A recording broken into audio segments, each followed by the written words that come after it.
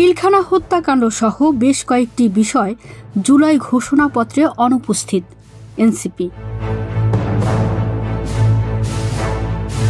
জাতীয় নাগরিক পার্টির এনসিপির সদস্য সচিব আখতার হোসেন বলেছেন, সরকার গতকাল ঐতিহাসিক জুলাই ঘোষণাপত্র দিয়েছে অন্তর্বর্তী সরকার, কিন্তু এতে দেশের বেশ কয়েকটি গুরুত্বপূর্ণ বিষয় অনুপস্থিত রয়ে গেছে। তিনি বলেন, পিলখানা হত্যাকাণ্ড, শাপলা চত্বরের গণহত্যা, জুডিশিয়াল কিলিং, ভ্যাট বিরোধী আন্দোলন, 2018 সালের কোটা সংস্কার আন্দোলন ও নিরাপদ সড়ক আন্দোলন, আবরার ফাহাদের হত্যার বিরুদ্ধে আগ্রাসন বিরোধী আন্দোলন ও মোদি বিরোধী আন্দোলনের কথা এতে উল্লেখ থাকলেও ঘোষণাপত্র পরিপূর্ণ হতে পারত। আখতার হোসেন বলেন, আমরা মনে করি গত 16 বছর ধরে বাংলাদেশের মানুষ আরও অসংখ্য আন্দোলন সংগ্রাম করেছে, কিন্তু ইতিহাসের এই পরতে আমাদের জাতীয় জীবনে দীর্ঘমেয়াদী ছাপ রেখে গেছে।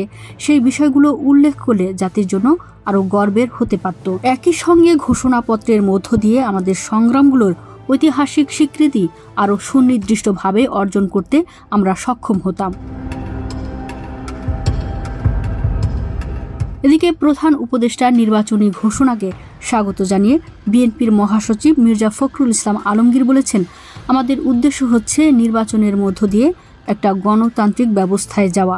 আমরা নির্বাচন ছাড়া অন্য কোনো কিছুতে বিশ্বাস করি না। সাংবাদিকদের এক প্রশ্নের জবাবে মির্জা ফখরুল বলেন, যারা হতাশ হয়েছে তারা সারা জীবন হতাশ থাকে। আনুষ্ঠানিক প্রতিক্রিয়া হয়তো তারা এখনও দেয়নি, তাৎক্ষণিক প্রতিক্রিয়া তারা বলেছে, আমরা আশা করব তারা একটা পজিটিভ দৃষ্টিভঙ্গি নিয়ে এই জাতীয় এবং গণতান্ত্রিক উত্তরণের পথকে পরিষ্কার করবে। মির্জা ফখরুল বলেন, লন্ডনে বিএনপির ভারপ্রাপ্ত চেয়ারম্যান তারেক রহমান ও প্রধান উপদেষ্টা প্রফেসর ডক্টর ইউনূসের বৈঠকে নির্বাচনের সময় 2026-এর ফেব্রুয়ারি মাসের নির্ধারণের ঘোষণাকে স্বাগত জানাচ্ছে বিএনপি মনে করে এই ঐতিহাসিক ঘোষণা বাংলাদেশের রাজনৈতিক অচল অবস্থা কাটিয়ে উঠবে এবং গণতন্ত্র উত্তরণের পথকে সুগম করবে। তিনি বলেন, নিশ্চয়ই এখন পর্যন্ত যতগুলো কাজ করে এসেছেন প্রফেসর ডক্টর ইউনূস তাতে প্রমাণ করেছেন ভবিষ্যতেও তিনি নির্বাচনকে সুষ্ঠু ও অবাধ করার জন্য এমন কিছু করবেন না যেটা প্রশ্নবিদ্ধ হবে।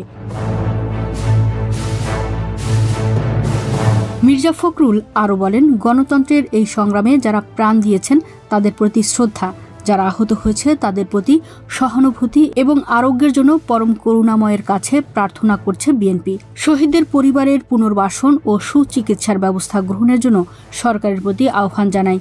বিএনপি দীর্ঘ 8 বছর গণতান্ত্রিক আন্দোলনের সফলতার সঙ্গে নেতৃত্ব দেওয়ার জন্য তারেক রহমানকে আন্তরিক ধন্যবাদ ও কৃতজ্ঞতা জানায়।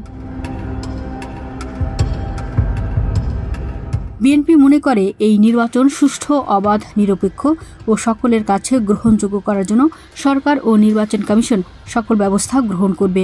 বিএনপি এই নির্বাচনকে সফল করে গণতন্ত্রকে প্রাতিষ্ঠানিক রূপ দেওয়া এবং একটি কার্যকরী জাতীয় সংসদ গঠনের জন্য সকল রাজনৈতিক দল ও জনগণের প্রতি উদাত্ত আহ্বান জানান। তিনি বলেন, আসুন আমরা স্বাধীনতার ঘোষক শহীদ জিয়ার স্বপ্নের সমৃদ্ধ বাংলাদেশ, দেশনেত্রী বেগম খালেদা জিয়ার আজীবনের সংগ্রাম, গণতান্ত্রিক বাংলাদেশ, তরুণ নেতা তারেক রহমানের আধুনিক মানবিক গণতান্ত্রিক বাংলাদেশ গড়ে তুলি, জনগণের আশা আকাঙ্ক্ষা পূরণ করি।